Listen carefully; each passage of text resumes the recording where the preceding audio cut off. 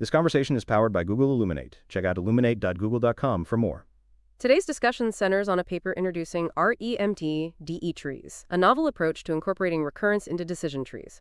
This allows for handling sequential data, a significant challenge for traditional decision tree methods. What are the core limitations of standard decision trees when dealing with sequential data, and how does this paper propose to address them? Standard decision trees excel at analyzing structured, tabular data, but struggle with sequential data because they don't inherently capture temporal dependencies. Existing DT-based approaches often rely on feature engineering, like manually adding lag features, which is suboptimal for complex temporal patterns.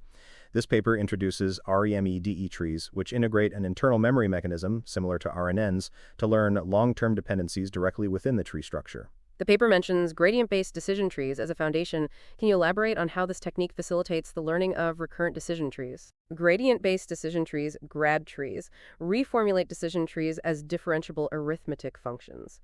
This allows for efficient training via gradient descent, unlike traditional decision trees, which rely on non-differentiable splitting criteria. REME-DE trees build upon this by extending the GRAD tree framework to include a learnable internal memory state updated at each time step using backpropagation through time, BPTT. The paper highlights the use of backpropagation through time, BPTT. How does BPTT work in the context of REME-DE trees, and what are the potential challenges associated with its application in this setting? BPTT unfolds the recurrent decision tree across time steps, allowing the computation of gradients for all parameters. This enables learning the tree structure, split thresholds, and the memory update mechanism simultaneously. Challenges include the potential for vanishing or exploding gradients, common in RANs, although the paper suggests that the structured nature of the decision tree might mitigate these issues to some extent. The paper describes a memory gating mechanism. How does this mechanism function within the REME-DE tree architecture, and what is its purpose? The memory gating mechanism is a binary or one gate that controls the update of the internal memory state. It's learned as part of the tree, determining whether to incorporate new information into the memory or leave it unchanged. This is similar to the gates in LSTMs, helping to regulate information flow and potentially improving the handling of long-term dependencies. The paper uses a simple binary gate, leaving more sophisticated gating mechanisms for future work. The evaluation section focuses on synthetic datasets. Why was this approach chosen, and what insights do results provide regarding the effectiveness of REME-DE trees? Synthetic datasets allow for controlled experiments to demonstrate the core capabilities of REME-DE trees. The paper designs 5 datasets with increasing complexity, requiring the model to remember information over varying delays. The results show that REME-DE trees achieve perfect or near-perfect accuracy on these tasks, matching or exceeding the performance of LSTMs, demonstrating the viability of the approach. This paper mentions several related works. How does REME-DE trees differ from these existing approaches to incorporating temporal dependencies into decision trees? Previous approaches either used output feedback, NARX models, which limits the ability to handle long-term dependencies, or combine decision trees with RNNs in a hierarchical manner, potentially leading to suboptimal performance. REME-DE trees are unique in their direct integration of a continuous internal memory state within a single differentiable decision tree, trained end-to-end using BPTT. This allows for a more unified and potentially more efficient approach to learning temporal dependencies. The paper includes by discussing future work. What are some of the key areas for future research and development of REME-DE trees? Future work includes exploring more advanced base models, such as decision trees, with more complex output representations and more sophisticated memory gating mechanisms. Integrating REME-DE trees into ensemble methods could also significantly improve performance. The authors also suggest investigating different output representations for memory updates, such as first-order or parameterized mappings. The paper shows that REME-DE trees can achieve high accuracy on synthetic datasets designed to test long-term memory. However, how would the performance translate to real-world datasets with noise and more complex patterns? What are the potential challenges in applying REME-DE trees to real-world problems? Real-world datasets present several challenges. Noise and complex, nonlinear relationships in the data could impact performance. The effectiveness of the simple binary gating mechanism might be limited in scenarios with highly intricate temporal dependencies. Furthermore, the interpretability of the learned tree, a key advantage of decision trees, might be compromised as the complexity of the tree and memory interactions increase. Careful hyperparameter tuning and potentially more advanced gating mechanisms would be crucial for successful application to real-world problems. The paper uses a relatively small tree depth 6 and hidden state size 5 in its experiments. How does this choice affect the model's capacity to learn complex temporal dependencies, and what are the trade-offs involved in choosing these hyperparameters? The choice of small tree depth and hidden state size is deliberate, aiming to demonstrate that even with a compact architecture, REMEDE trees can effectively learn meaningful patterns. Larger values would increase the model's capacity, but also increase computational cost and the risk of overfitting, especially with limited data. The trade-off lies between model capacity and the risk of overfitting, with the optimal values depending on the specific data set and task.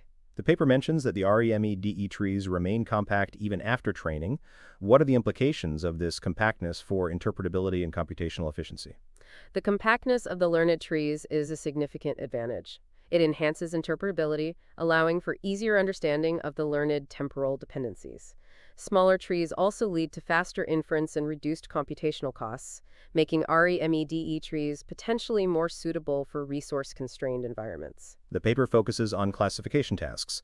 How adaptable is the REMEDE tree framework to regression problems, and what modifications, if any, would be necessary? The framework is adaptable to regression problems.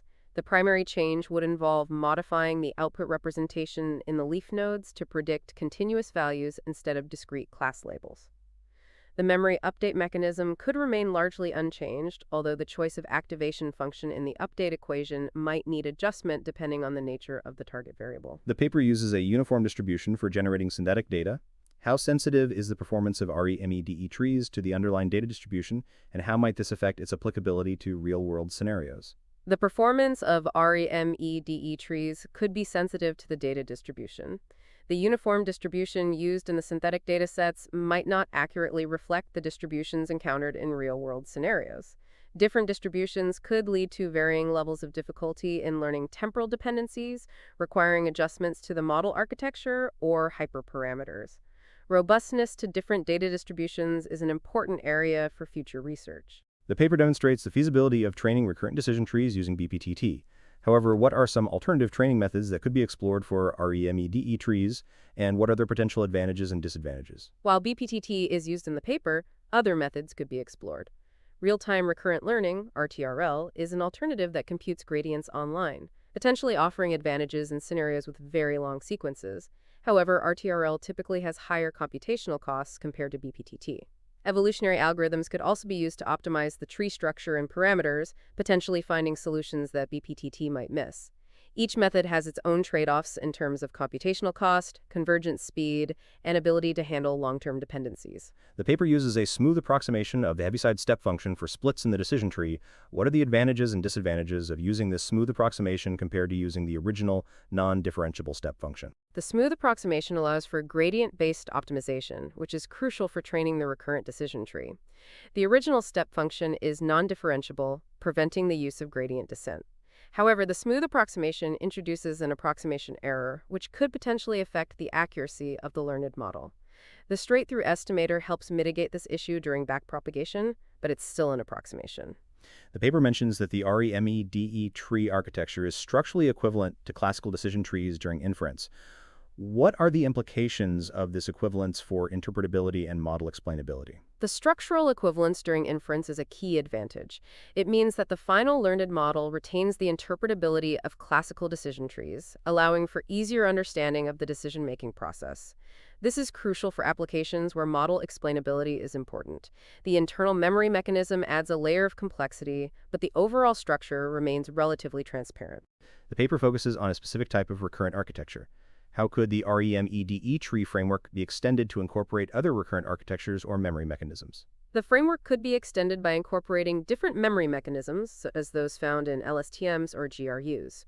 This could involve modifying the memory update equation to include gates or other mechanisms for controlling information flow. The tree structure itself could also be modified, for example, by allowing for more complex branching patterns or different types of split criteria. The paper's experiments use a relatively simple sign recognition task. How scalable is the REMEDE tree approach to more complex tasks with higher dimensional input spaces and more intricate temporal dependencies? Scalability to more complex tasks is a key area for future research. Higher dimensional input spaces could increase the computational cost and the risk of overfitting. More intricate temporal dependencies might require more sophisticated memory mechanisms and potentially larger tree depths.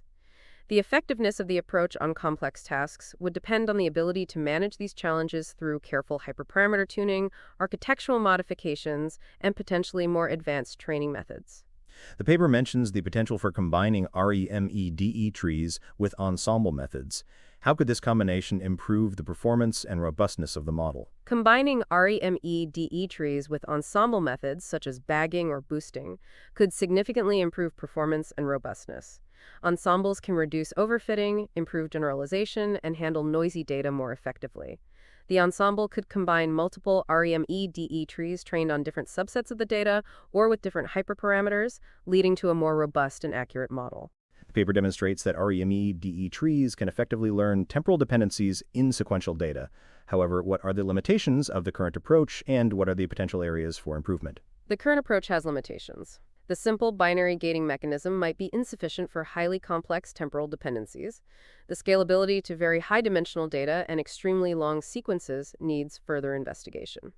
The reliance on synthetic datasets for evaluation limits the generalizability of the findings. Future work should focus on addressing these limitations through more sophisticated memory mechanisms, improved training methods, and thorough evaluation on real-world datasets. This has been a thorough discussion of the paper on REMEDE trees. Thank you.